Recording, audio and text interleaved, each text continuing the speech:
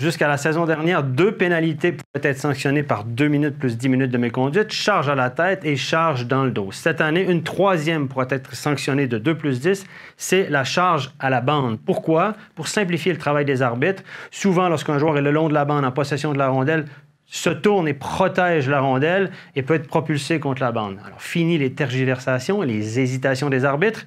Charge à la bande, charge dans le dos, c'est 2 plus 10. On a simplifié le règlement. Alors, autre petite nouveauté, la notion de blessure, le mot blessure dans le règlement n'est plus inscrit, n'apparaît plus, on ne parle plus de notion de blessure. On sait que jusqu'à maintenant, lorsque vous commettiez une faute de 2 minutes, pas bien méchante, mais que le joueur était malheureusement blessé sur la séquence, les arbitres étaient obligés, selon le règlement, de transformer ce 2 minutes en 5 minutes plus méconduite pour le match. Et maintenant, les arbitres auront la possibilité d'évaluer la situation et n'auront plus à déterminer la sanction en fonction de la blessure, puisque la notion de blessure n'existe plus. Petite nouveauté qui pourrait surprendre pas mal de monde, lorsqu'un joueur subit une faute qui donne lieu à un tir de pénalité. Jusqu'à la saison dernière, c'est le joueur qui avait subi la faute qui devait effectuer le tir de pénalité.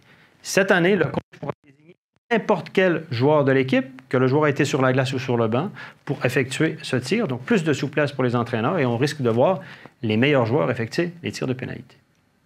Alors, petite nouveauté qui va simplifier la tâche du juge unique, le slew footing. Le slew footing, jusqu'à la saison dernière, lorsqu'un joueur se rendait coupable d'un slew foot, il était chassé du match. 5 minutes plus méconduite pour le match et était automatiquement suspendu pour au minimum un match. À partir de cette saison, le joueur sera toujours chassé du match, mais ne sera pas automatiquement suspendu. Et la décision reviendra à la discrétion du juge unique de le suspendre ou non.